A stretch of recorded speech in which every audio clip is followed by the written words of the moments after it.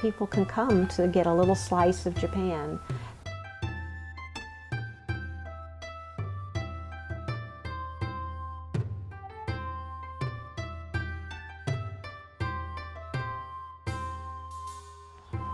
My name's Dick Eirman. I'm a contractor, and I've done all the grading and dug the basement part, helped set part of it up. Where was George when this was all going on? In Japan. In Japan, what was he doing there? He was in the Army. How did you communicate with George? By tape. He would send us a tape and tell him what he wanted to have done here, and then we would send him a tape and ask any sizes and what it had to be. But we communicate pretty good that way, really.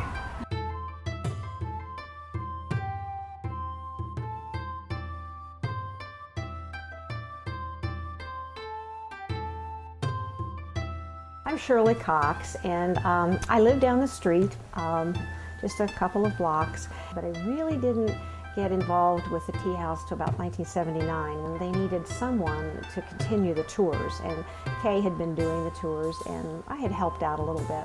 I really enjoyed it, so I did the tours for that one whole year.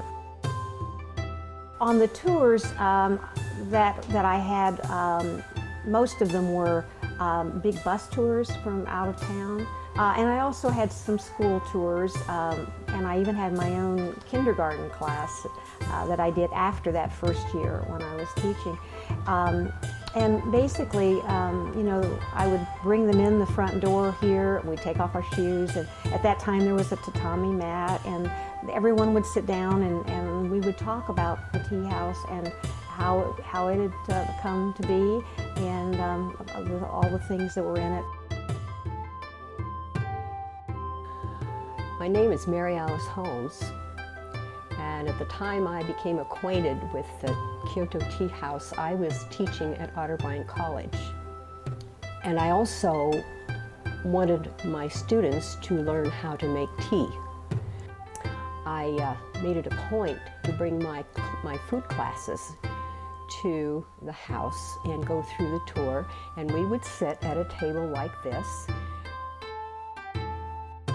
People just had so many questions, and there was so much to tell here. There were just little things that were very fascinating that people just didn't know about Japan, and I didn't know about Japan till I came to learn about it. One of the neat things that I really remember has to do with the food too, because I had no idea of what Japanese food was.